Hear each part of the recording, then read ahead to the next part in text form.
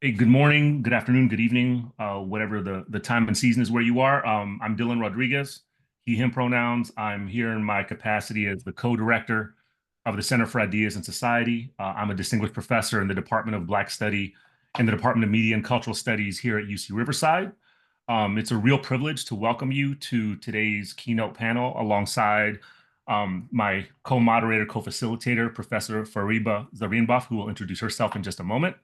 Um, this is part of a sequence, this panel titled Apocalyptic Entanglements, a keynote roundtable on the temporality and geography of wildfire and disaster.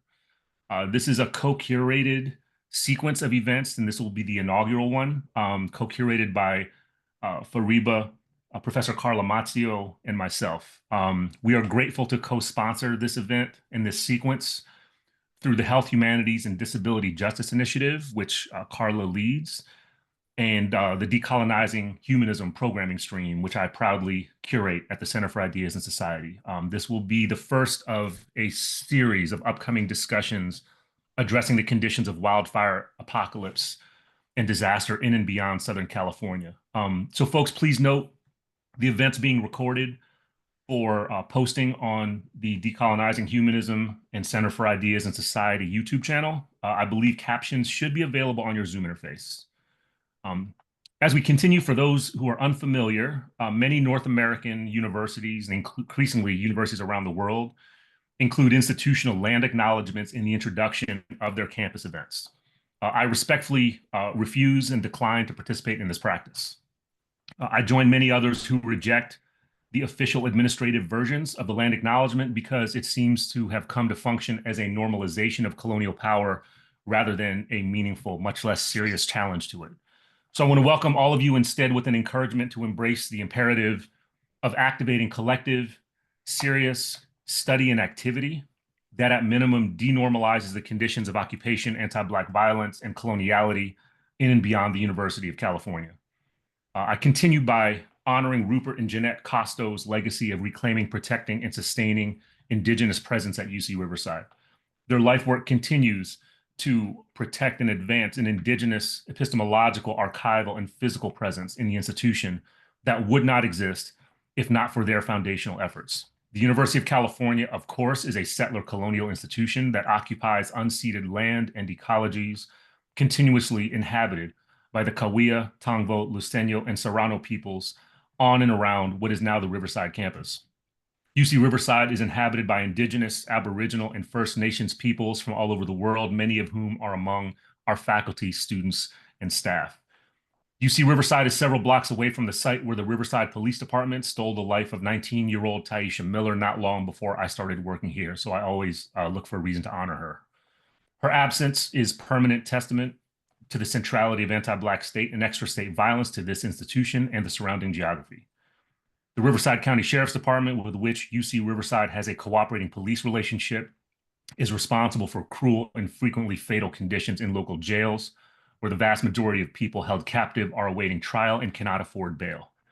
Relatedly, the University of California's police forces have a long ongoing record of harassing, intimidating, surveilling, profiling, violating, and criminalizing targeted people and communities on and beyond campus borders. I humbly offer these introductory words with a sense of shared obligation. It's an honor and a privilege to welcome you to this precious occasion by calling forward new, old, collective, and experimental efforts to build decolonized abolitionist and liberated futures. I welcome all of you. Having introduced myself, I'd like to pass the mic to my colleague and friend Fariba so she can introduce herself, and then we will introduce our panelists. Thank you, Dylan. I'm really happy to join this panel. I'm really excited, looking forward to learning a great deal from you. I'm a professor at the Department of History and the director of Middle Eastern and Islamic Studies program here at UCR.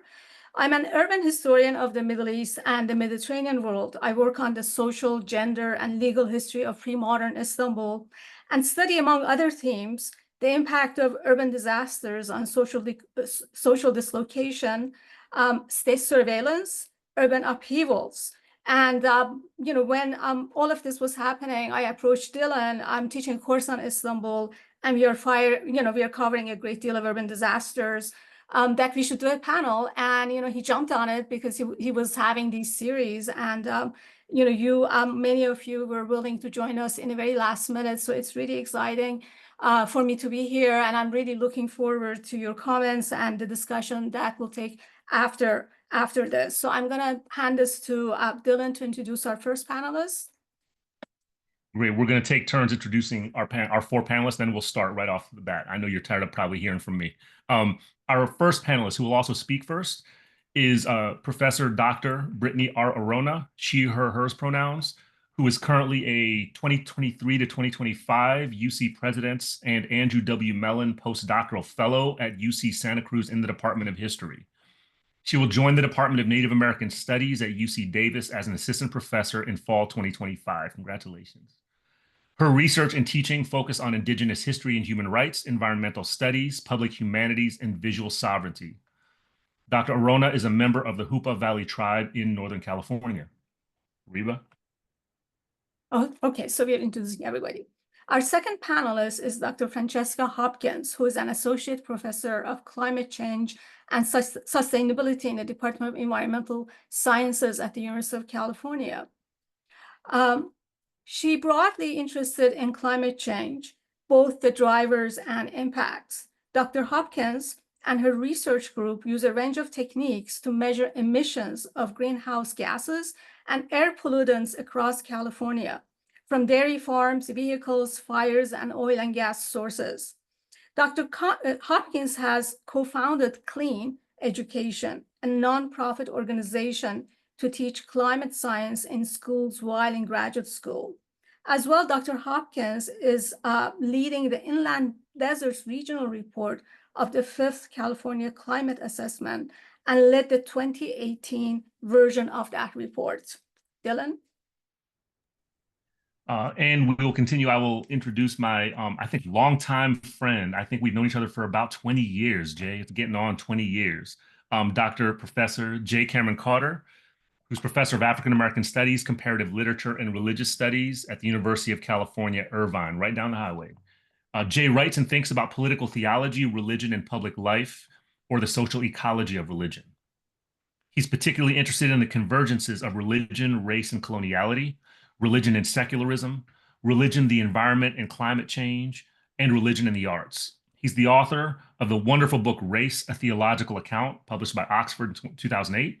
And his latest book is The Anarchy of Black Religion, A Mystic Song, published by Duke University Press in 2023. The latest book inaugurates a trilogy that aims to recast how we think about religion by subjecting the very idea of religion to Black study. He's finishing the book Whiteness, A Political Theology with Yale University Press, which is the next installment in this three-part work on the Black study of religion. And finally, Fariba will introduce Mark. Our last panelist, but not least, is Dr. Mark Minch de Leon, who is an anti-disciplinary and anti-colonial scholar who works at the intersections of Native American and Indigenous studies. His recent work has focused on reorienting California Indian studies away from the institutional and disciplinary study of Native peoples, a position that reinforces settler colonial and Western humanist modes of knowledge production, to centering California Indian modes of resistance and survival, ontologies, and intellectual sovereignty as a primary form of knowledge in the place of California. He's a member of the Susanville Indian Rancheria, as well as an assistant professor in the Department of English at UC Riverside. Thank you. Thank you, Fariba. So everybody who's in attendance, we will proceed with each of our panelists speaking for somewhere between 5 and 10 minutes. I know you want to hear from them. We're not going to be heavy about policing their time. We want to hear their singular contributions to this topic. After that, Fariba and I will likely take the initiative of instigating the discussion with a couple questions from each of us. However, if folks in attendance want to make use of the Q&A interface on Zoom, I think Fariba and I would sadly, but also happily, in another kind of way, forego our questions to privilege the questions that come from the audience. So we'll play that in a dynamic way. So without further delay, I'm going to pass the mic to Brittany. Thank you so much. I'm really excited to be here, and I'm putting on my timer because I think with what I'm going to be talking about, it could go on a very long time, and I want to be able to be succinct and hear everybody else speak. So I'm coming to you from Sacramento, California, Nisenan and Miwok lands of unceded territory, as all of California is unceded territory. And so it's interesting to me today to talk about disaster because I tend to think of the state of California as a disaster from a California Indian perspective. But what I study and think about a lot is water, and now I'm kind of wading more into the land-based and land policy fields of history and Native American and California Indian studies. But one of the things that I really wanted to note here in my talk is that California is a manufactured landscape. I think there is a tendency to think about this place of California as having been this way forever, that this is the way it's always looked, this is the way it's always been for non-California Native people. But in fact, it is a manufactured landscape that is built upon the dispossession and genocide of California Indian people. It's manufactured through the suppression of native fire management. So thinking about the mega wildfires that we've all had to endure, most specifically now the city of Los Angeles, but here in the north as well. And the suppression of native fire management practices as it interacts with these mega fires and this disaster. And the manipulation of water through dams, aqueducts, and diversions for corporations. So I wanted to bring that into play because of Trump's recent comments around water being taken from the north down to LA, which is a lie. Water doesn't come down to there. There's a whole history of where water comes from in Los Angeles. But all of that is predicated on the dispossession of native lands and lives and through genocide. And so I was wondering why I got put first, but then I thought, well, this makes sense because it's a historical perspective of how we got to where we're at today in this in so-called California. And the state of California, since its inception in 1850 and even prior to that during the Mexican and Spanish periods, used disaster narratives to further dispossess Native people under the guise of the public good, but really through the protection of corporations or corporate or business practices.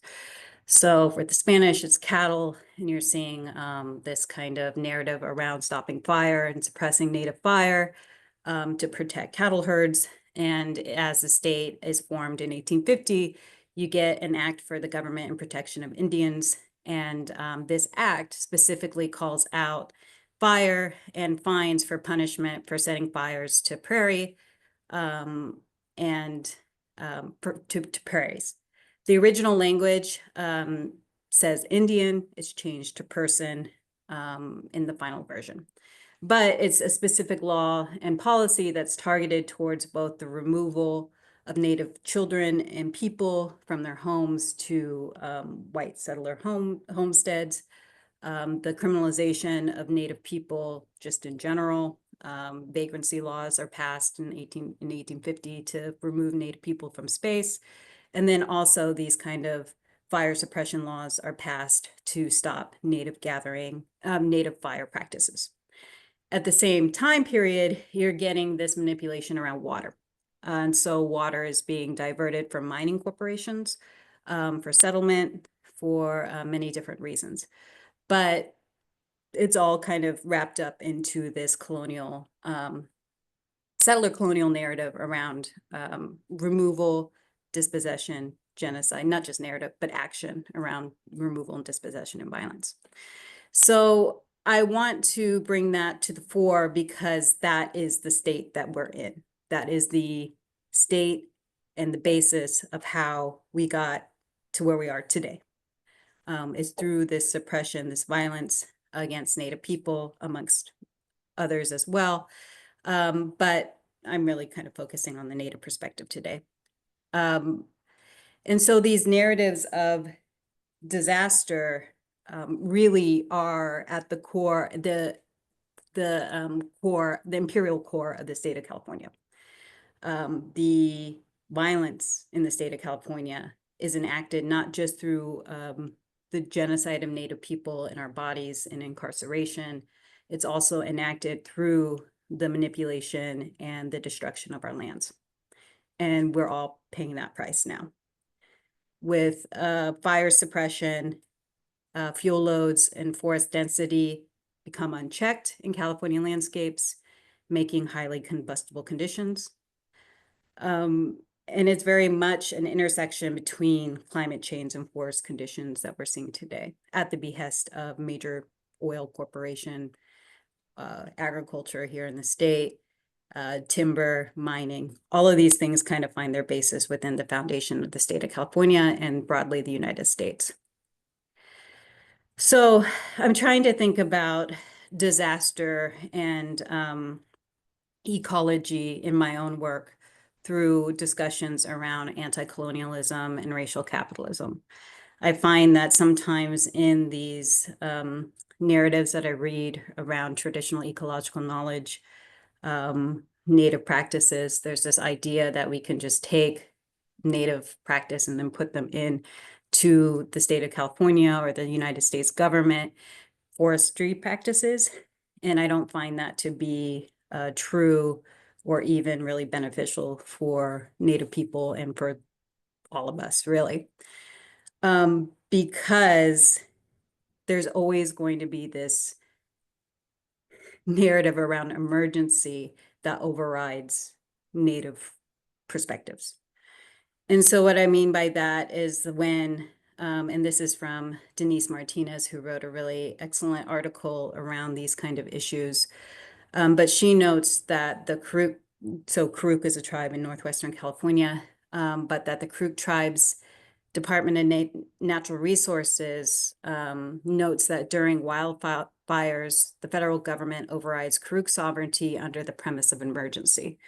So also noting that federal policies are rooted in paternalistic governance. So that ultimately it's always the federal government or the state that's the decision-making power over Native lands, even within their own areas, territories of burning and prescribed fire. So it stymies Indigenous sovereignty when the federal government and state comes in to override during emergency situations. So I wanted to bring, so my alarm just went off and I want to be sure that I'm keeping within time. There's so much you can talk about with this, and there's so much that you can consider and think about as we are going into, as we're in this narrative of apocalypse, this era of disaster, of climate change, and those narratives around it, and how the state continues to oppress not just Native people, but us all during these disasters. Because what ends up happening, and I think we're seeing it right now in Los Angeles, when you get private monies coming into these areas to rebuild. When in the north, you're getting more reservoirs to capture water for the greater good, but really it goes to corporations, agricultural corporations. So I think there needs to be more of a connection between the deep-rootedness of the state of California and capitalism and extraction, and then how we even got to this part today. Because history really isn't in the past, it's very much present, and we're seeing it and dealing with it.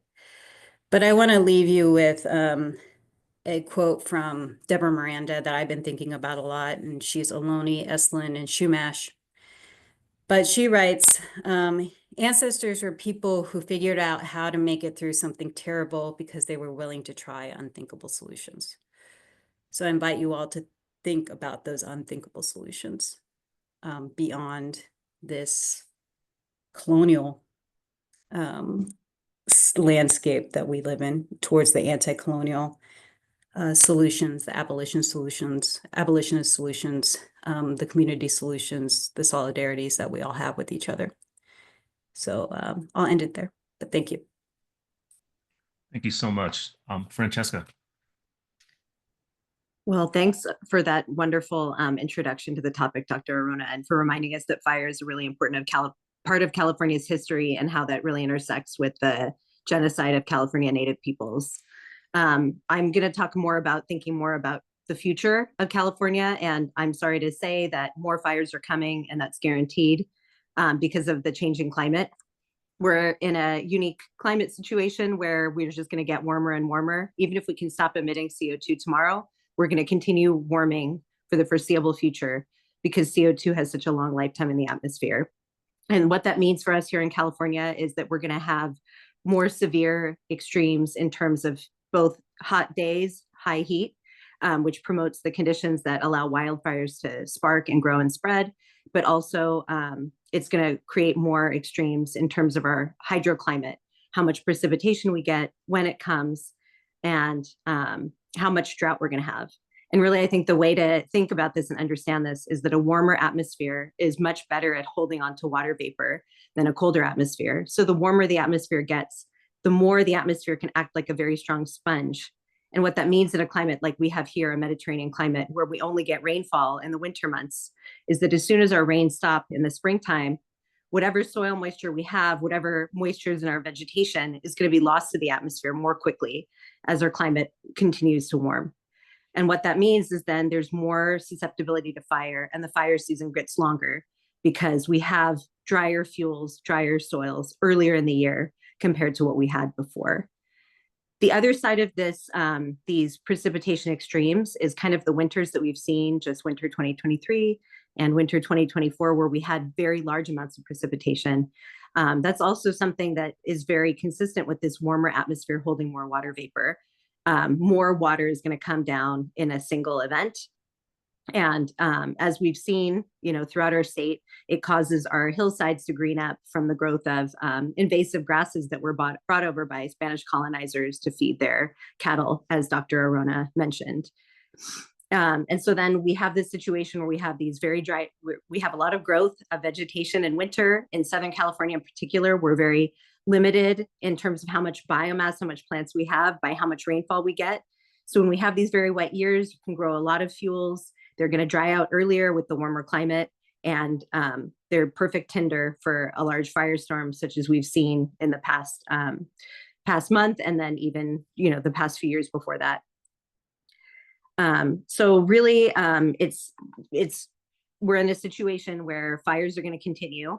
They're going to continue to be worse because we have a shortening. We have basically a longer season with dry fuels, and we have essentially a shorter season of our rainfall. So not just do we have these bigger precipitation events, but like our rainfall window's been getting shorter. And really particularly, unfortunately, in this year in Southern California, we didn't get rainfall in the fall that we normally do. We normally get rains in November. We didn't get those this year. We're only now just getting our first atmospheric river of the year. And what that means is that we had Santa Ana winds, which have always been known to be a driver of fire conditions, that are happening at a time when we have very, very dry soils and fuels. And so the Santa Ana wind season, it happens in the winter. It's really only from October to April. And some of the worst firestorms we've seen have been caught in the recent years have been caused by Santa Ana winds. So if you can remember back to 2007, there was some really bad fires that occurred in October, which is a normal time for Santa Ana fires to take place, because October, you were still pretty dry after our dry summer. And then we get our first Santa Ana and a fire can spark off. But this year we saw really bad fires in January because we didn't get that rainfall that we normally count on. And some of our other really big fires were similar. So the Thomas fire in 2018, it was another Santa Ana sparked fire. So now we have these conditions where Santa Anas are going to continue. That's just a feature of our climate here in Southern California. And those Santa Ana winds are just becoming increasingly dangerous, again, because of the drying out of the vegetation and biomass that's there.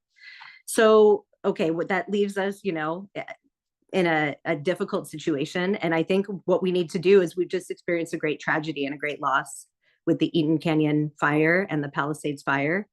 And I think we need to really sit with this disaster that we've experienced and really mourn it and feel it, because I think we haven't been successful with adapting our society to dealing with climate change either with reducing emissions or with making our society more resilient. And I'm, of course, thinking of like the neighborhoods of all around Southern California where we're at the wildland urban interface, and fires can easily spread into neighborhoods and cause massive losses of property and life that are really tragic for communities.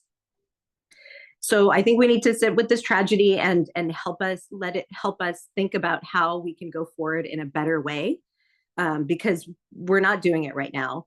So I originally grew up in the Santa Rosa area, and many of you may know that there was a devastating fire, the Tubbs fire in 2017, that burned.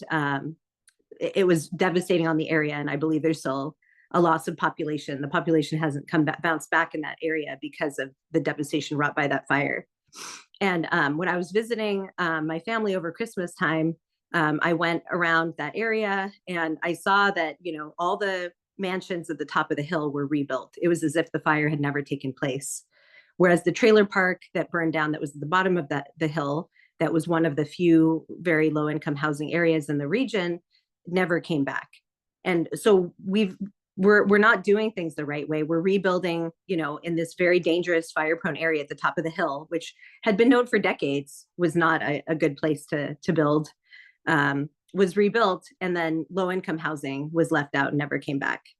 So I think, you know, my desire, my hope, the thing that I really think we need to do is, again, let these tragedies sit with us, let the destruction sit with us, so we can really think about how we can summon the will as communities to do something different and better. And I see it as an opportunity for us to address, you know, all the problems that we have. We've inherited a built landscape here in California that is not adapted to our future climate, and it's not suiting our needs in so many other ways. We know that there's a lack of low-income housing. There's huge intergenerational inequalities with housing, not to even mention the genocide of Indigenous peoples and redlining. And so we're at a moment where we can try to make those hard decisions to try to remedy all these things at once. And I don't think it's easy, and I don't feel very hopeful about it, to be honest with you, because of what we've seen so far. But I think this is an opportunity for us to, again, like rethink the way our system is, and try to, at the level of the community, build something that's going to be more resilient for the future and actually serve our needs and values better. So with that, I'll pass it on to the next panelist. Thank you. Thank you. Appreciate that, Francesca. A lot to talk about already. Folks, please make use of the question answer interface whenever you wish, so that we can make sure that we start compiling the forms of engagement that you all want to have with our co-panelists. Let me hand it over to Jay. All righty. Can you hear me? Perfect. Great. Was having problems with the audio earlier, so I'm glad that it's fixed. First of all, I want to say thank you for just inviting me to be a part of this conversation, and I'm grateful for everything that I've already learned. I hope that I can provide something useful for this conversation about how we can think about our current condition and perhaps maybe think about some ways forward. So let me just jump right in and offer a few thoughts. Some of them thought through, some of them much more tentative. If I were to give a title maybe to these thoughts, they may develop into a paper. I would call it The Matter of the Messiah, and then having the parentheses after it, an apocalypse. And the word and an apocalypse are actually one word. I've compressed them together. That is to say, I'm trying to think about the AN on the front end, about, you know, what's on the other side of apocalypse, what precedes, what can intervene into apocalypse. So an apocalypse, but the matter of the Messiah. So let me play around with this and see what comes of it. In my brief moments, I'd like to share a few thoughts, admittedly scattered and still in need of refinement, that brings the topic of religion and theology to the forefront for grappling with the wildfires that have devastated Southern California, specifically parts of the LA area. My aim is really to provide something of a kind of context, a kind of longer kind of durée of what I think this particular catastrophe is inside of. To continue with what I've had here written out, excuse me. Besides those here at this virtual panel conversation on apocalyptic entanglements, my interlocutors are many in what I would like to offer up in the few minutes ahead. I specifically would like to mention the poet Ed Roberson, the scholar of religion Charles Long, the philosopher and literary critic Walter Benjamin, the artist and philosopher Denise da Silva, quantum physicist Karen Barad, and then the theologian Catherine Keller. I could go on, but I just want to give some sense of what I see as that undercommon constellation with which I'm entangled, something of that anti-colonial thinking machine that helps me think, or at least try to think. Charles Long, let me start with him. Charles Long, the still far too unknown or underknown theorist of religion and Black life, actually was a one-time faculty member at UC Santa Barbara, provides me with the formulation that has oriented me really for about the last 10 years in a lot of stuff that I'm thinking about. The formulation that, in fact, is at the heart of my recently published book, The Anarchy of Black Religion, A Mystic Song, the formulation within which I have been thinking both about the California wildfires. What we might also think about is the general ecological and eco-social crisis of the earth that we're dealing with. And this too is nothing less than the crisis of imperiality, the crisis of sovereignty, the crisis of racial capitalism. That is, Charles Long gives me the formulation for reckoning with what this conference has dubbed our apocalyptic entanglements. Long's formulation is what he called the imagination of matter. So let me just try and say a little bit about what he means by the imagination of matter and maybe make some connections. In a series of writings, particularly those collected in the book he published within a year of his passing, Long passed away in 2018. That book is called Ellipsis, the collected works of Charles Long.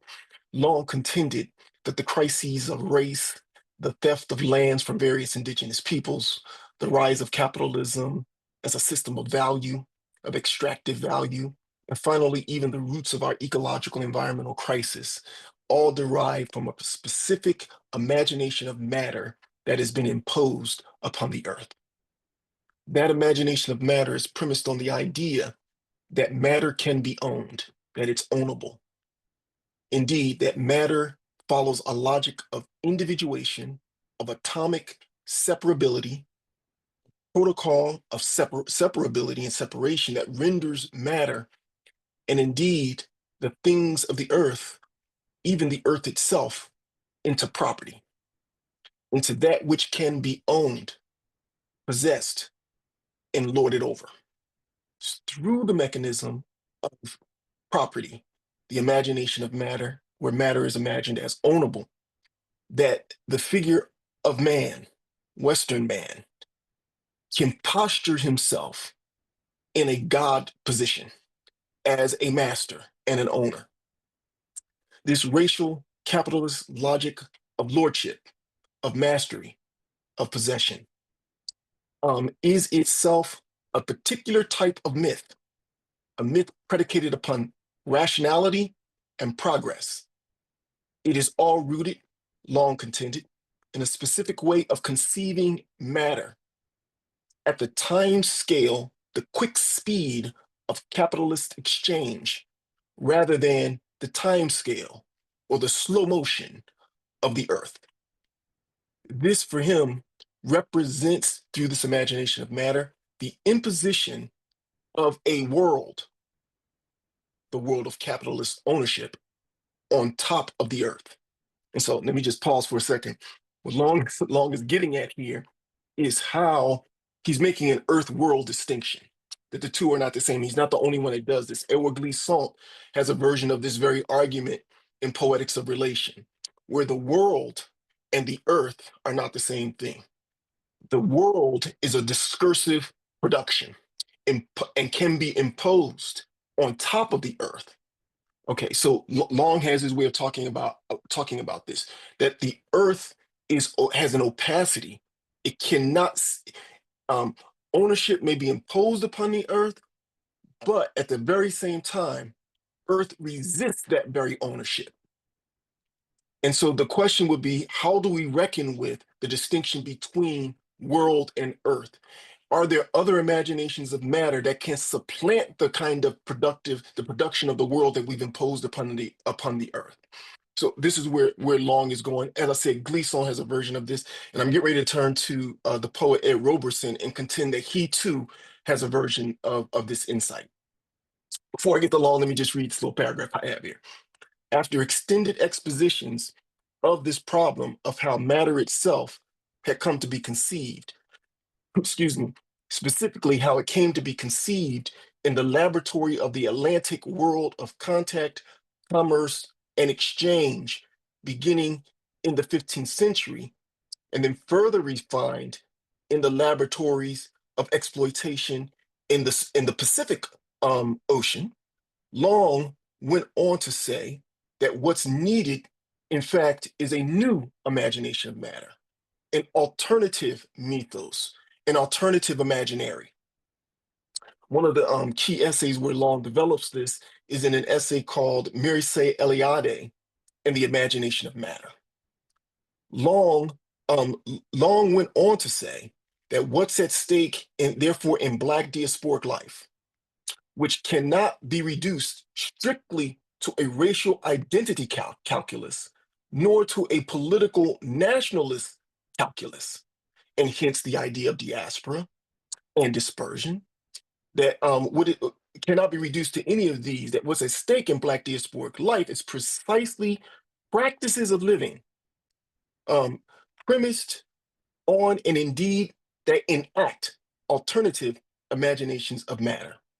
These alternative practices of living, alternative ways of being with the earth and being with each other, may be thought in relationship to what R.A. Judy has recently called life lived poetically, or what Kevin Quashie has dubbed the poetics of aliveness.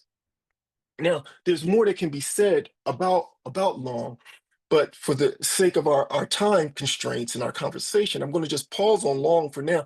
And I just want to shift to Ed Roberson, because my claim is that Ed Roberson, who's known as an eco-poet, and has done valiant work in contributing to African-American poetics and African-American poetry, Roberson his poetry has had me enthralled for quite some time now.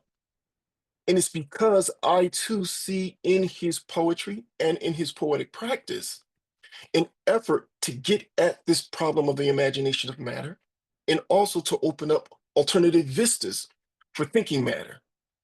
We see this precisely in the distinction he too has in the idea of world and earth.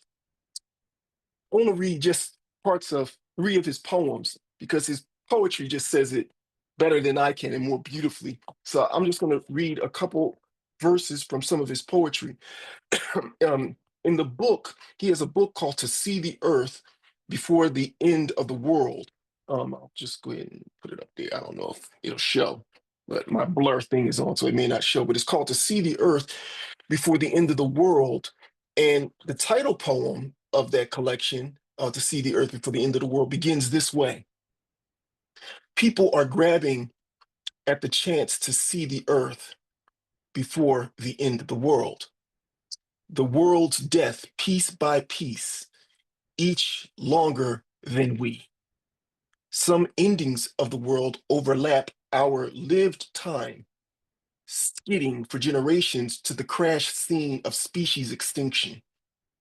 The 5 minutes it takes for the plane to fall, the mile ago it takes to stop the train, the small bay to coast the liner into the ground, the line of title to a nation until the land dies, the continent uninhabitable.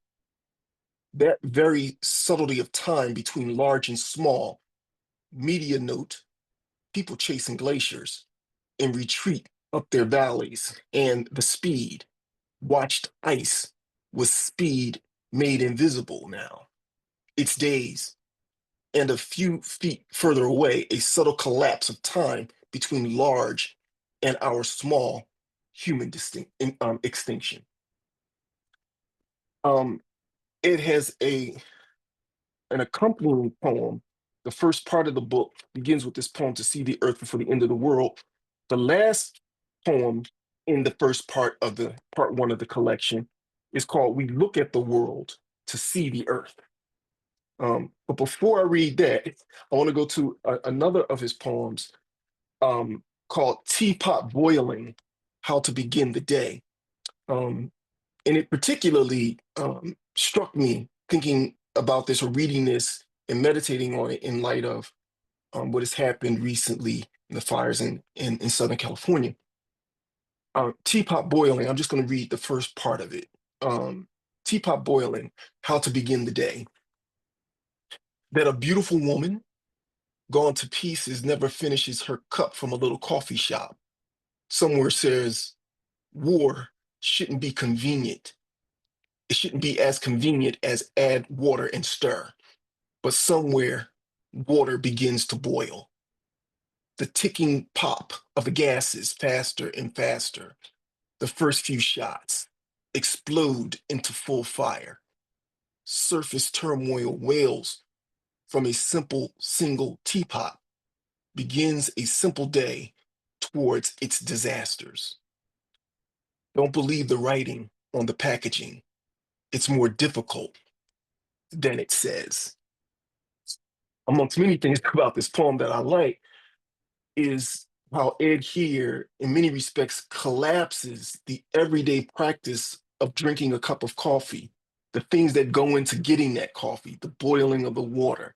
Implied, I think, in his story is also the extraction of the coffee bean, all of the things that goes into sitting in that coffee shop and getting yourself a hot cup of coffee is bound up with another kind of explosion of full fire. And so there's like this kind of like collapsing of this everydayness of living my life and getting a coffee and the setup for the exploding of fires across the world. And so, I mean, I really love this poem again because of just the everydayness, even down to how our packaging goes for coffee, where he says, don't believe what's on that packaging. There's a lot hidden inside that packaging that's not spoken through the packaging. Okay, I'll read one little bit more from the poem that I mentioned earlier that concludes part one, the section that opens the collection and is the title poem for the collection itself. To See the Earth Before the End of the World is what I started with. And then the bookend poem is We Look at the World to See the Earth. Roberson says this: we look at the world to see the earth, at the silver, pedestaled globe to see the grounds. We see what we've done with it, what it has done, what it has to do with. We see our face bent to a surface. But what of the world is seen in looking at the earth? Any more than the world's measure of minute to a rock. Looking, but seeing gets a return, begets return, gets returned. The rivers come back, the salmon. We look upon the world to see ourselves in the brief moment that we are of the earth.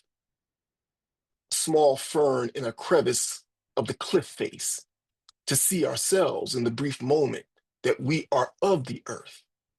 To see the earth before the end of the world. The world is mortality. The earth goes beyond us. The world is our cosmos, is our of cosmos. Okay, it's the end of the poem. There's so much going on here that is so powerful, but at the heart of the poem, at least what I take from this, is an invitation to not see ourselves from the vantage point of the world that's been imposed upon the earth, but to see ourselves from the vantage point of our entanglement with the earth itself and what that opens up for a new orientation towards our lived experience and our lived reality. Okay, I'll conclude by simply noting the last figure, and this is going to be the briefest, and it could be the whole thing. And that is I've recently been reading a lot of Walter Benjamin's work and have been stunned among many things to see that actually there's a kind of ecological dimension to Benjamin's work, and partly an ecological dimension in part to his refusal and resistance against fascism. At one point, Benjamin talks about, of course, we know that the angel of history and so forth, and he also lays out an alternative schema of thinking about the messianic. And this is very, I'm going to just summarize here. I'm not going to read everything I have, but at the heart, I think of what Benjamin does in his theses on the philosophy of history is himself begin to open up an alternative imagination of matter, in which matter is not conceived as separable elements that compose a world that we master and lord over. He saw this as at the heart of fascism. But instead, he tried to build and think through an alternative imagination of matter where matter itself is imbued with a messianism of entanglement.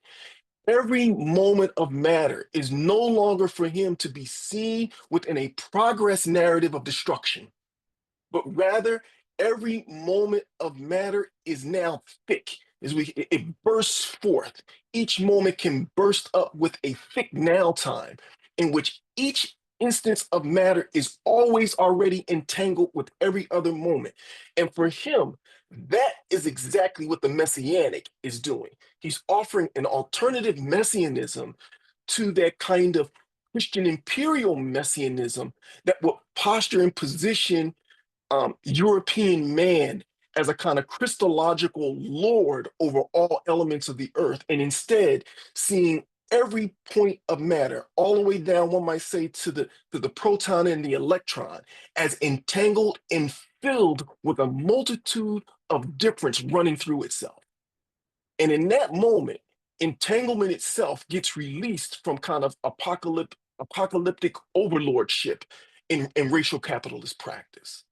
And so these three figures, Long, and then from Long to Ed Roberson, from Roberson to Walter Benjamin, I could just as well has thrown in the work of Denise Ferreira da Silva and her artistic practices, as well as her philosophical practice, to think the elements apart from progressive time.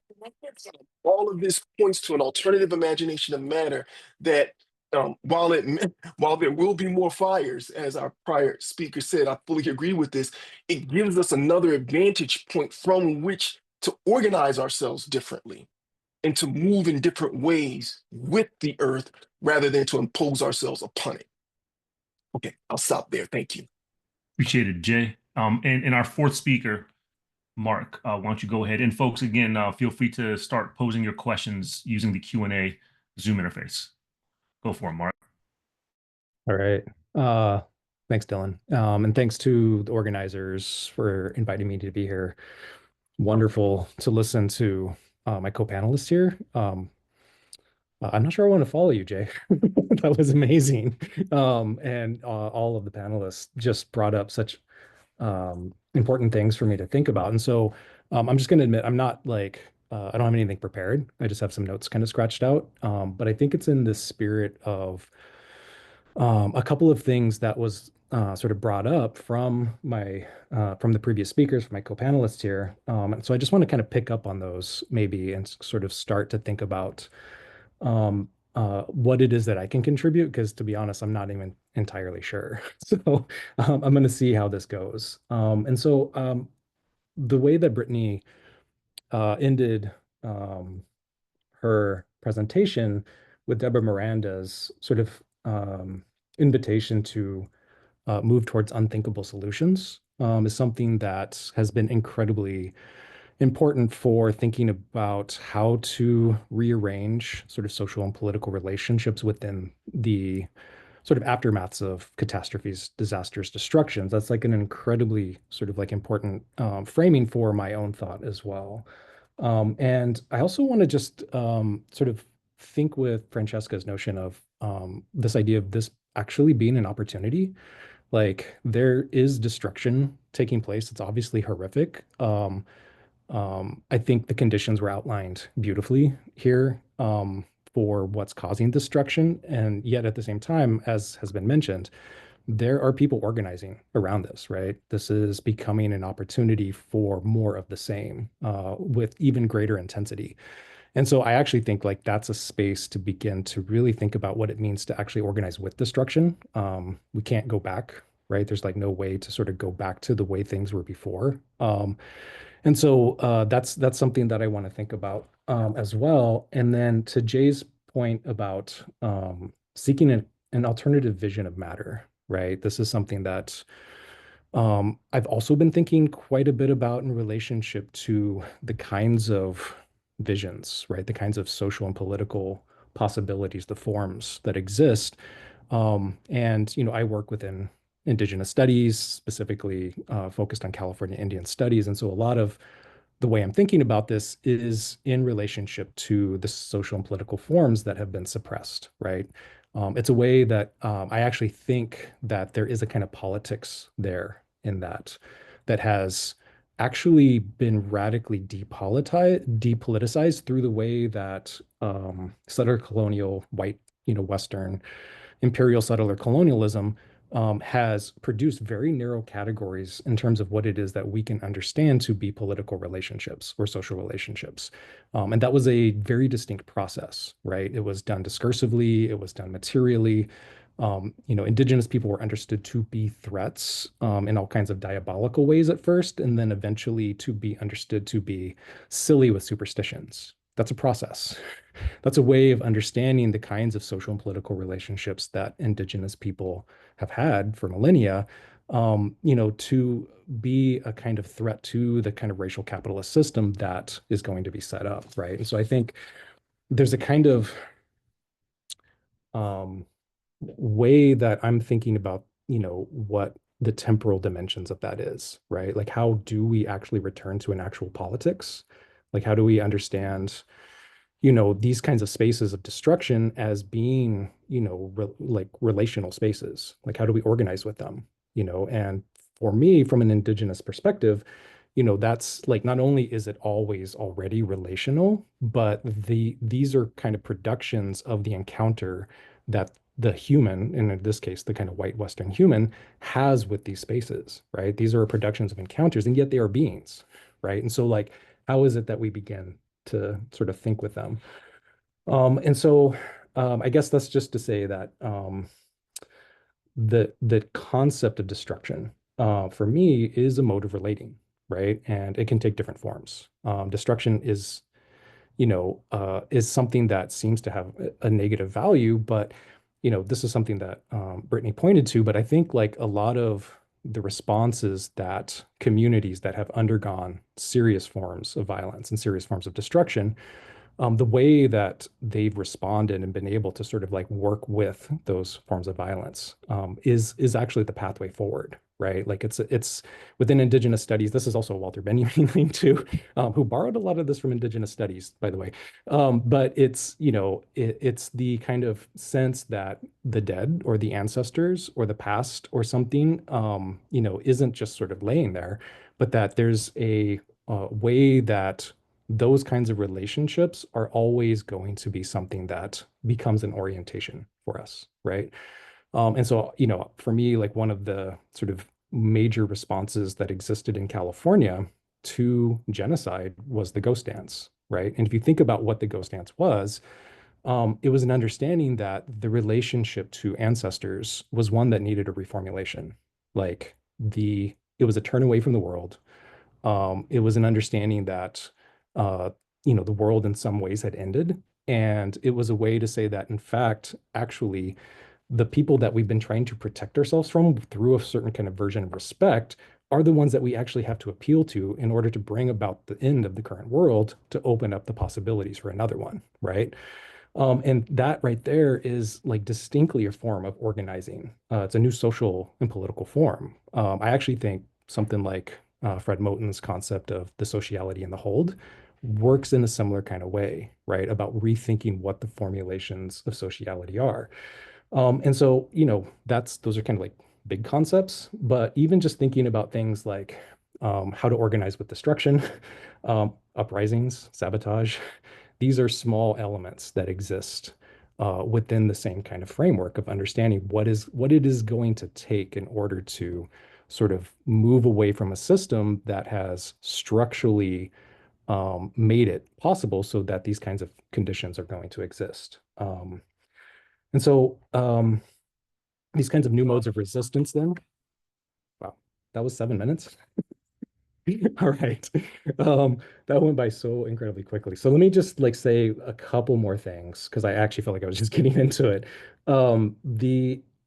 This is like a way for beginning to rethink what Glenn Coulthard calls grounded normativities, right? Like grounded normativities are the kind of social and political relationships that are shaped by these ecological relationships to other beings, spiritual relationships, all of those different things, that those become understood very differently once you begin to understand these types of destructions as being part of our relationships, right? Because as Francesca said, it's just going to get hotter. There are going to be more fires, right? And so if we begin to think about how to organize around that, like those actually become like opportunities is a terrible word, but it becomes a way to begin to think about how to work with them because, to put it bluntly, the other side is already doing it, right? And so like we need to actually work with these forms of destruction. Just I guess the last thing I wanted to note, just in relationship to this kind of like concept around this particular panel right now, apocalyptic entanglements. Obviously the term apocalypse is related to physical destruction. It's also a revelation, right? Like the meaning itself, right? There's a kind of material semiotic kind of thing going there.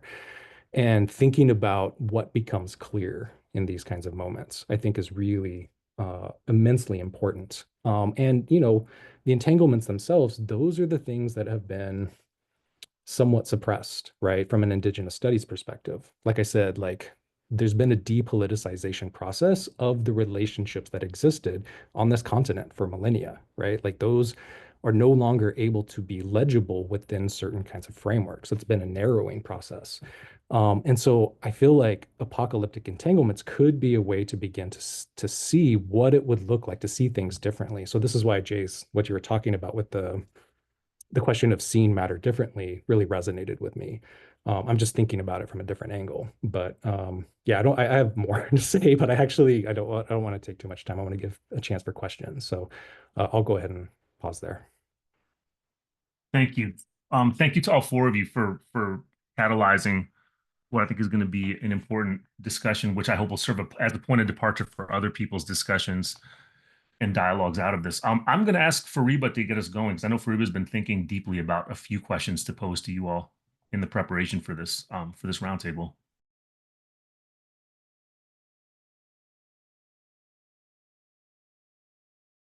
Fariba, you're muted. Well, thank you so much. This was really wonderful. So one of my questions to the whole panel is, how can we continue along the same lines? What are our responsibilities in academia, in different disciplines and fields that you represent, and coming together? Because we all I felt like okay, where is this panel going? Because we've never done this, right? Whether we are teaching in the classroom, like what you're doing, Francesca, or outside talking to politicians, developers, architects. How can we bring about change involving various communities, Native American, looking at the global examples and historical examples in the past? How can we be effective? How can we impact policy, whether it's building, the future cities in California, or housing for the displaced, or, getting engaged in serious dialogues as we are doing here, in this past hour. So I think I guess my question is, how can we continue in this manner, but have impact on policy?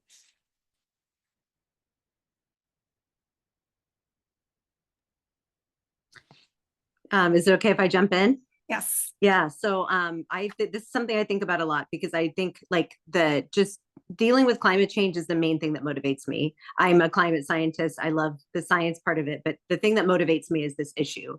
And I've, done a lot of research in my career. I think the research is fascinating stuff. But to me, what is really an important tool, and I believe my role as a scientist in academia, is to teach. And I've started doing much more teaching because I really believe that that's the way forward. Because the solutions that we have to these issues need to be done at the community scale. What that means is that you can't just have some technocratic experts in Sacramento telling everybody what to do. That hasn't been working. We know that. And so it's so important that everybody who, especially of the next generation who's going to have to handle these problems, is informed about them and has the awareness and has the tools and knowledge to be able to go and look out for the solutions they need specific for their community.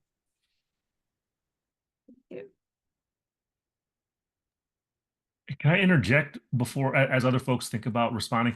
Francesca, that aligns and echoes with a lot of thinkers and practitioners that I've been reading and working alongside and with in really recent times, who've actually encouraged me and others to embrace radical environmentalist anarchist paradigms. And it sounds like your response is at least anarchist paradigm adjacent. And I'm wondering if you've thought about that in relation to, community-based, decentralized, not relying on the state, and developing and culling community-based grassroots capacities, powers, responses, infrastructures, and so forth. I'm just wondering if you've thought through that because you're actually resonating with some of these other conversations I've been having with folks.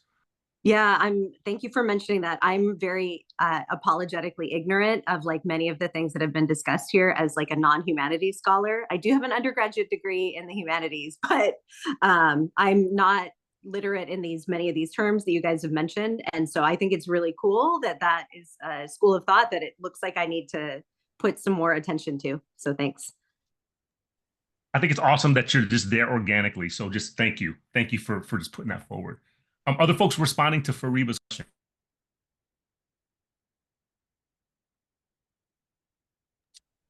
I'll only say very briefly that I resonate with what Francesca said about teaching, because I sort of think that the crisis of the imagination of matter is also the crisis of knowing, and how knowledge itself, works. That the schema and the schematics of knowledge, what counts as knowledge, as a, Glissant will say, as a modality of possessing.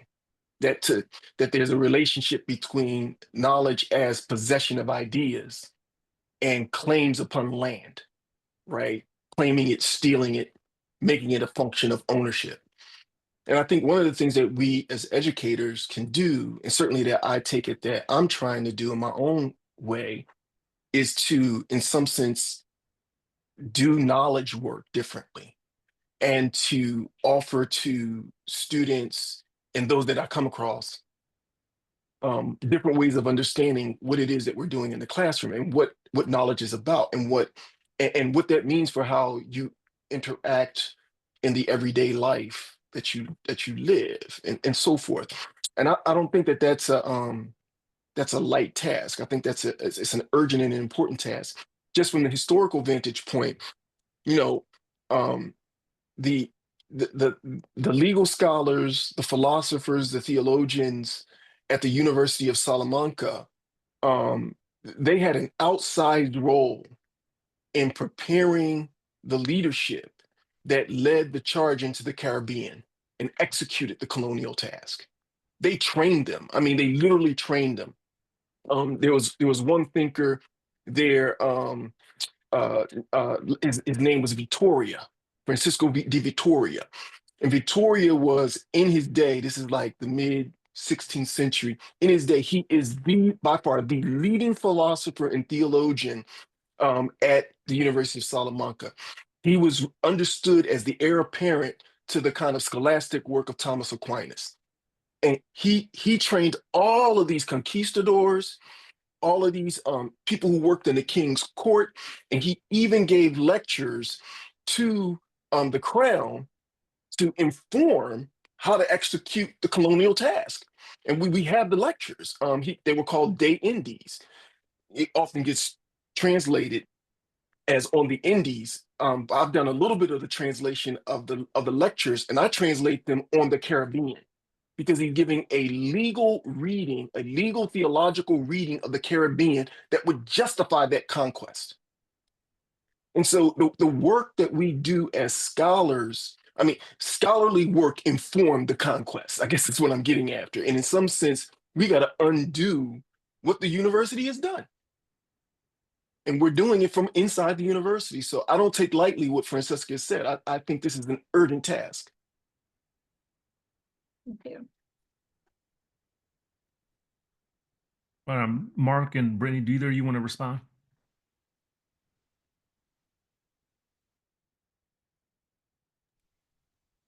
That's okay. Oh, yeah, go ahead, Mark. Go. Yeah. Yeah, I think I'll just I mean, I think one of the things too, and this is kind of building off of both Francesca and Jay's points, I think, in terms of understanding the kind of position from which scholarship gets created, education, like so much of the kind of economic system in which we're sort of producing knowledge and pays our paycheck and all of that kind of stuff, right, is sort of not only historically connected to the history of the production of the arm of the intellectual, the kind of intellectual arm of the settler state, but also like it's meant to reflect things a certain kind of way, right? It's meant to reflect a certain kind of vision, of those who want to ensure that the forms of exploitation continue and that the resource extraction continue, and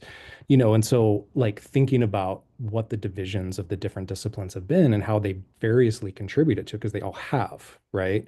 And I can go through the history of the UC system and how we've gotten like going back to the land grant institution and like why there were certain disciplines in the function that they served in relationship to the development of the state of California, literally parallel to a genocide project, right?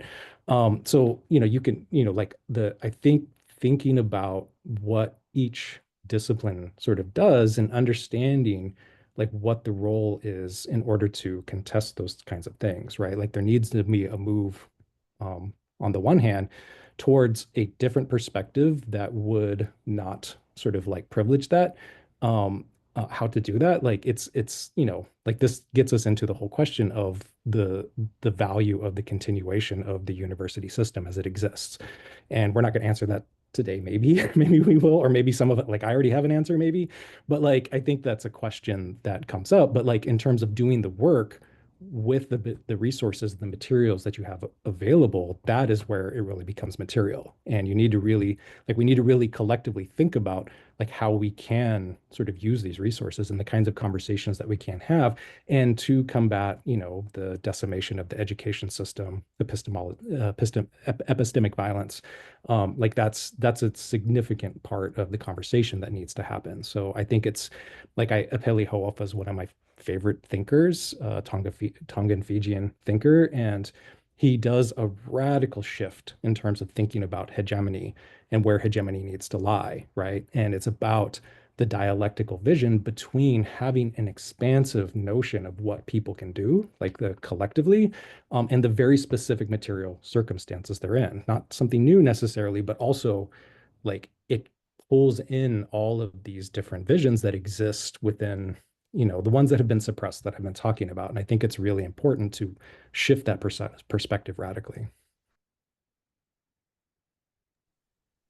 That's great. Brittany, do you want to chime in on this one, or do you want to? Yeah, everybody said such great things. But I guess I should just say a note about my own personal history is that I worked in policy for 15 years, the state of California, in environmental policy.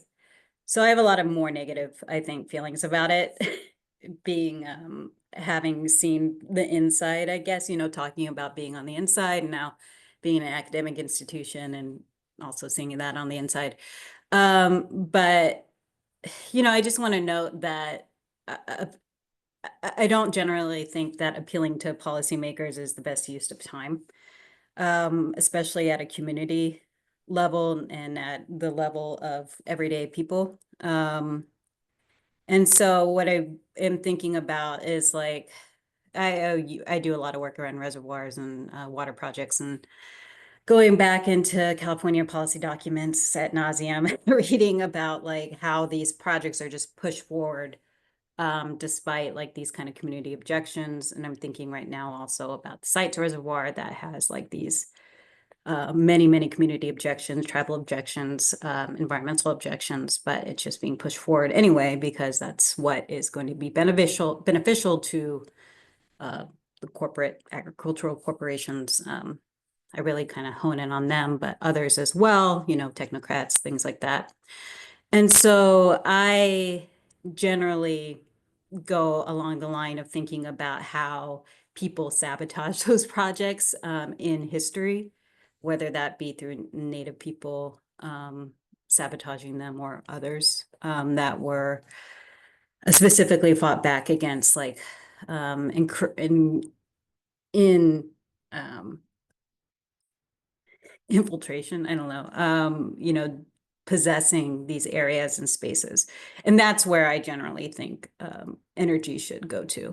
I don't think California, I'm speaking from a California Indian perspective, but I don't really think that we need to be begging Gavin Newsom to, you know, stop these projects, because that's not going to happen. But rather go into the community level and how we sabotage these projects, or how we think beyond that policy mix, like going to the legislature and like even getting out of that mindset. Because it's as Francesca said, it really hasn't changed much about how we are in the world right now. So yeah, I was just thinking about that. I was trying to think of an answer that wasn't cynical, or not cynical, but like that wasn't so blatantly kind of against this, like appealing to policymakers. But that's kind of where I landed as we're thinking through it.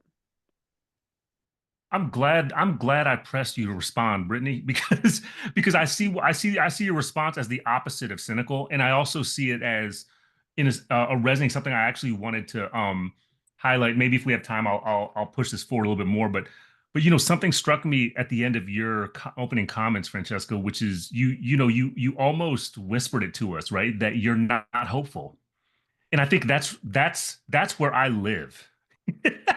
You know, and I think this is where a lot of us live, is a refusal and a principled disavowal of hope, which I think that is what is cynical. I think the kind of manufactured, superficial, propagandized hopefulness in moments and geographies like this, and by moment I mean like the stretched, distorted temporality of the moment, as you all have taught us today, is exactly what should obliterate the kind of hopefulness that you're refusing to invest in. I'm gonna forego my question for now, and I'm gonna bring forward a question from Davis Mendez, who's I know we met recently, and I'm just really glad that he came through. He's a graduate student in English at Princeton, and a Native person who probably shares overlapping perspectives. But he's asked me to read his question to you all. So let me do that, and then you all can feel free again to respond or not respond as you wish. From Davis, how does the temporality of the doomsday clock, capitalized, originally a symbol of nuclear Armageddon, differ from and intersect with the temporality of climate change as a global crisis? Specifically, how do wildfires, droughts, and other climate-driven disasters, which are increasingly serving as visceral and immediate indices of this crisis, reflect the ideological frameworks, particularly neoliberal temporality, that shape our responses to these existential threats? Thank you, Davis.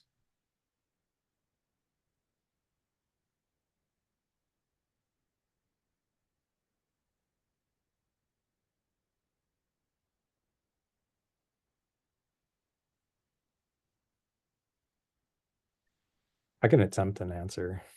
Please. Yeah. I mean, that's a great question. And I think it's like, one, it shows the kind of like resonance of different or competing or sort of layered sort of discourses around apocalypse or destruction, right? And one of the things that particular sort of framework does in relationship to time is obviously it's related to a kind of like progressive notion of time. Like we get this kind of universal sense of the threat to everyone, and that creates a kind of idea that everybody is in some sense responsible for it, right? All at the same time. And so I think like just thinking about the two together, it gives us a way to begin to, understand that there are different frameworks of temporality and different understandings of destruction and of apocalypse that have been suppressed that actually are incredibly useful to think through. Like one of the very common sort of responses in indigenous studies to, arguments around anthropogenic climate disaster is, there have been destructions. There have been, you know what I mean? Like there are like different sort of responses and ways of understanding it. And so I think like one of the things that has to be done, this is a really common sort of critical response, but is to put, sort of like white Western epistemology back in its place. Like that's one thing. Just like has to happen, right? Like and so like finding a way to begin to understand how, that kind of mode of temporality, that way of understanding like destruction is in itself the sort of epistemological ground through which the destruction operates, right? Like I think like that's like the term of destruction is always simultaneously both a threat physically, but it's also an understanding of the destruction of the ability to know it, right? And to know it in different certain kinds of ways, right? And so like that's what it makes me think of, is like that layering gives us that sort of vision because it's kind of the same narrative, and it's because it's from the same epistemological position. So I don't know if that helps, but that's what it made me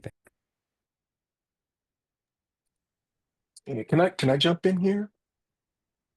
Yeah, I like this question, and I don't know if I can do it justice. So I'm gonna try and speak to it, but also just try and like absorb it. I mean, I'm trying to like really just take it in. There's a lot going on in that question. Um, and I'm also grateful for what Mark said, because it started to get my wheels turning a little bit on this question. I mean, we have to remember that the notion of apocalypse, certainly the way we tend to talk about it, the default position of how we generally tend to talk about it, it's a Christian theological idea. That's where and usually when we're trying to navigate through it, we might try and turn it from the inside or whatever, but at root, it's a Christian theological idea. And it's built upon this notion of a paradise from a beginning, a fall, and then a kind of apocalyptic, kind of redemptive fixing of it all, right? So it's already got that temporal progressive, scape inside of it. And that's why I like Benjamin, because there's a sense in which it's not just he's speaking at one side of a certain Jewish angle, his own Jewish tradition, but he's upending that tradition. He's merged that tradition with his Marxism on the one hand, so he wants to materialize it.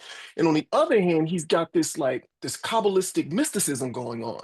And the bottom line of that Kabbalistic mysticism, and when it meets that Marxism and what he tried to do with the notion of the Messiah, is he tries to escape that kind of progressive logic that there's going to be a redemption that somehow restores us to a paradise of some sort.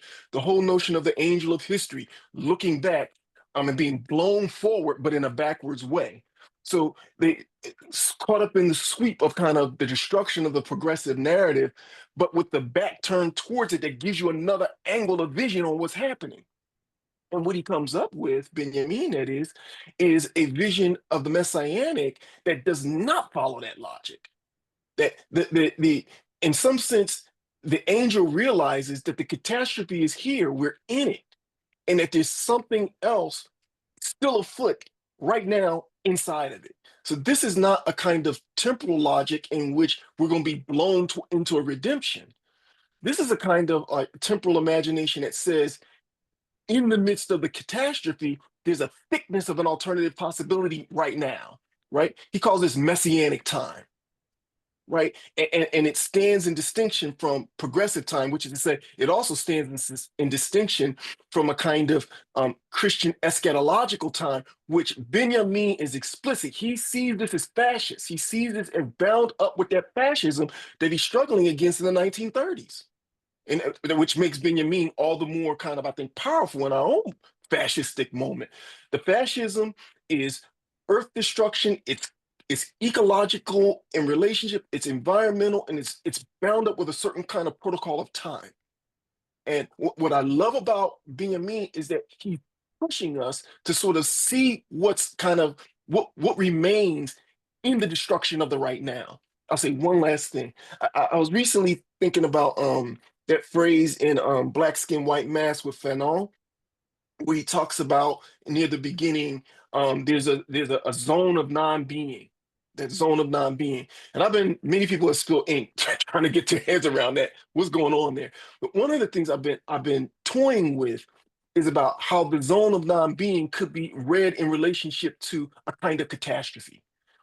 In the midst of the catastrophe, in the zone of non-being, there's the potentiality, there's the possibility of kind of new possibilities of thinking, alternative ways of being with the earth in the midst of that catastrophe. It's from within the zone of non-being that something else happens. And it's not this kind of, I love what Dylan said, it's not this kind of cheapskate hope. I read it in a kind of Du Boisian way, where somewhere in Souls of Black Folk, Du Bois says that he's marked by a hope that is not hopeless, but yet unhopeful. So he twerks the word and twists the notion of hope.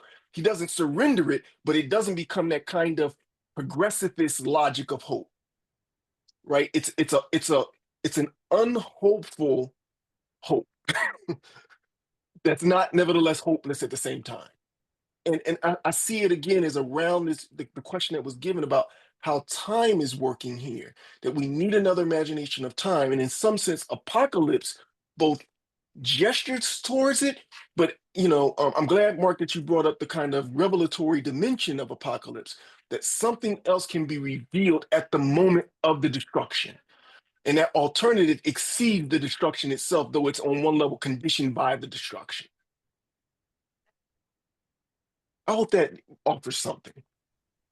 You're making me think about how it sounds to me like Benjamin, bit and remixed traditions from insurrectory diasporic abolitionism, as well as global indigenous anti-colonialism, in terms of lingering in the creative possibilities within collapse, apocalypse, and also destructivity, which is something that radical praxis, especially in the global North, so-called First World, has consistently pushed away and disavowed, especially among so-called abolitionist communities, of which I'm very much a part.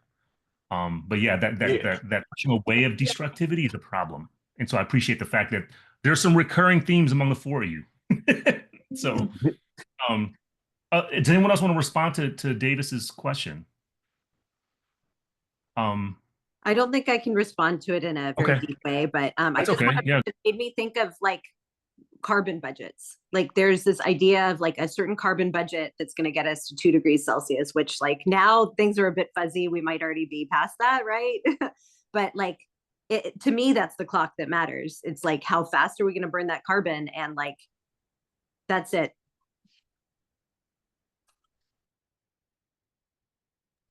Yeah, and also the fact of the matter that, speaking of the doomsday clock, I mean, my understanding is that the clock itself has been kind of artificially wound backward, and that we're actually past that midnight hour already, and that there's a lot of denialism around that.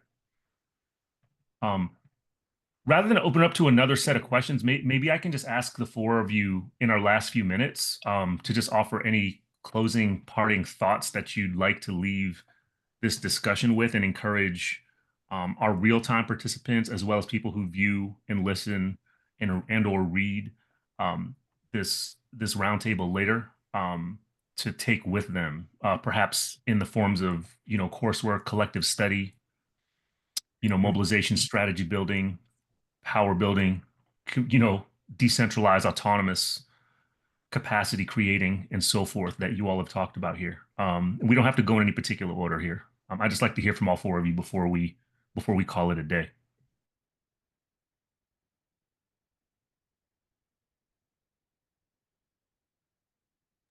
And by the way, I say that with apologies to the people who have raised points and questions that we're unable to ask because of time. And I will ask that that we have your permission to post your questions in the comment section of the YouTube once we post it, because I do want to honor the thought that you all put in those questions.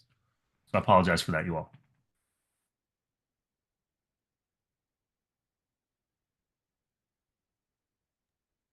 I guess I'll just end by saying that, like, again, I think, climate change is this global problem, and we need global solutions to deal with the driving forces, which is fossil fuel burning.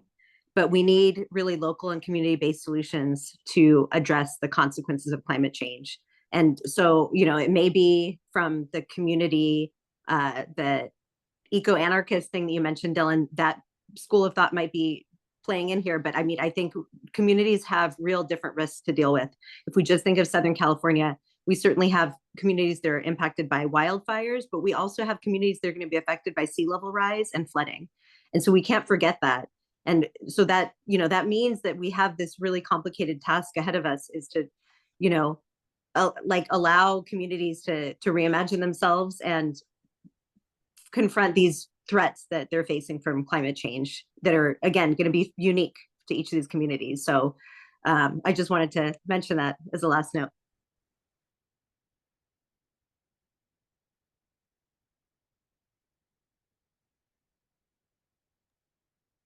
Yeah, I'll end really quickly with kind of how I started, actually, which is this was just something that I was kind of thinking about around obviously the recent fires in Southern California, but like in general, right? Like, and this is just me kind of throwing it out there because I don't know like quite what it's going to look like. But like really begin to think about like reformulate the kind of perspective on, the way that, like destruction operates, because the responses to it can be so sort of institutionalized and we're sort of accustomed to them. And it's going to require beginning to think about how to like do things in relationship to them that are going to be deeply uncomfortable, I think, and also like call, for the incredibly inventive forms of social organizing that, are going to, as, Dylan was saying, like sort of like move beyond these kind of,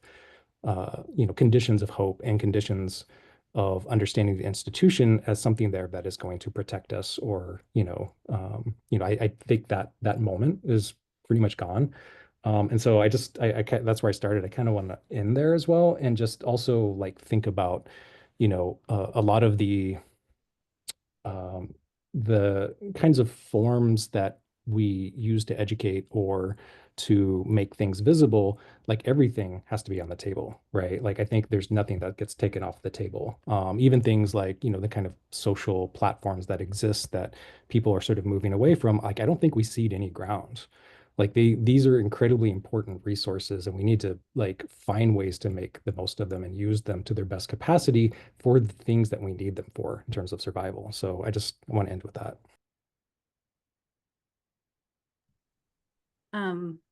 Yeah, I'll say a few things echoing off of what Mark said, especially about the social stuff, because I was thinking when you said that, Mark, about the community magazines and like those, like that kind of information that was was happening and still happens, but how important those were to get like word out and like, having that kind of community building. But I think one of the things that I really want to reiterate, and this is just a frustration, so I'm sorry if I sound frustrated for me, but just understanding how we even got to this place is so necessary and important. And it drives me insane when people say, I don't know where my water comes from. Or I don't know, like, what are those aqueducts? Like, I'm speaking from a water standpoint, but also like, why are these mega fires happening? There's a reason, and it's based in history, and it is well documented by the state how we got to this point. If you look in their archives and you look in their policy documents, it's well documented how we got to here. And it's all at the kind of behest of racial capitalism, corporations, of dispossession, of removal, of violence, of incarceration, all of that stuff. So these solutions actually can't happen without having that moment of realization or that moment of learning. And so I'm just coming from this place where I've given many talks about water and about land management and stuff like that. And people are like, oh, I didn't know that. It's like, well, the information is actually pretty readily available. So I guess if we're talking about how to go into the future, you also have to go into the past. And so that's just what I want to say. And also, I think to echo Mark's point too, that these institutions won't save us. State of California isn't any better or less violent than the Trump administration. It's just, that's what we're focused on. But, you know, Gavin Newsom isn't going to save us either. So just to be mindful of those kind of perspectives as well. And I guess I'll conclude by just piggybacking right on what Brittany said so eloquently and beautifully there, and especially how you ended. You said that, you know, Gavin Newsom isn't going to save us. You know, that notion of salvation. I mean, I want to seize upon it, because embedded in what you just said was itself a reformulation of the religious. And I want to suggest that we both have to contend with the religiosity of the condition that we're in, but also, once we level that critique, also realize that, shall we say, salvation, alternative transcendent possibilities, infinite potentials in here within our capacities. This is an alternative imagination of the religious at root, but it's a religiosity where the transcendent potentials are actually in us. And the key word here is us, not me, right? Not I, it's us, an alternative usness and we-ness kind of solidarity is the moment of salvational imminence. This is the alternate potentiality that's in us. So I only consider myself underscoring what Brittany said there, that I see myself as trying to open up the religious dimensions of the nature of our crisis, and at the same time rework the religious, that it's kind of more deeply materialist, an alternative imagination of matter. And that materiality turns on the entanglement of us with the earth. Roberson said, we need to see the earth before the end of the world. I mean, the presumption here is we're already inside of the world's ending. The question is, can we get a glimpse together of what the earth offers us? You know, before I hand it over to Fariba for any of her final parting comments, I did want to bring forward what our co-organizer Carla Mazzio urged us to kind of bring into the session, maybe to close this discussion with, which is to stay within both immediate and perhaps distended mourning. That people, as we talk about this, people are negotiating, navigating, and for that matter, surviving and maybe not quite surviving, being displaced, losing homes, losing, connection, losing relation. And the fact of the matter is, as the four of you presented to us, this is varieties of this have been happening for time immemorial. So I think staying within the mourning is another capacity here. And thank you, Francesca, for gesturing to that in your opening comments. I'll hand it to Francesca maybe to close us out with any final thoughts. To Fariba. Yes, thank you so much. To Fariba, sorry. Yes, thank you. This was really incredible. I wish we had another hour to go on, and I'm sure we could go on longer. So in the hope of organizing future panels, I just wanted to ask all of you if you could send us a list of readings for our students, because I think we need to take this to the classroom. I noted that volume of poetry on Amazon, Jay, and I'm going to purchase it. So if you have any alternative suggestions, that would be really wonderful, because our students are here, big part of our audience. And I think we have to take it to the classroom and look at the historical past, the global examples, make the connections to what's going on in Gaza. We have to be daring. So, it is another, perfect example of what Jay was talking about. And come up with, topics for new classroom seminars, maybe collaborative classes that, we can teach and put together. We have to really go beyond our disciplines and regions that we cover. We need this kind of conversation to happen more in academia. Thank you so much, everyone. A shout out to Fariba for catalyzing this entire sequence. None of this would be happening without Fariba cornering me during just a mundane meeting and bringing some rage into my life, which I always need and can't have enough of. So I appreciate you, Fariba. Thank you. Thank you. Thank you, folks, for coming through. And we will post those readings. If you send them, we will post them in the YouTube as well. Gratitude to all y'all. See you soon.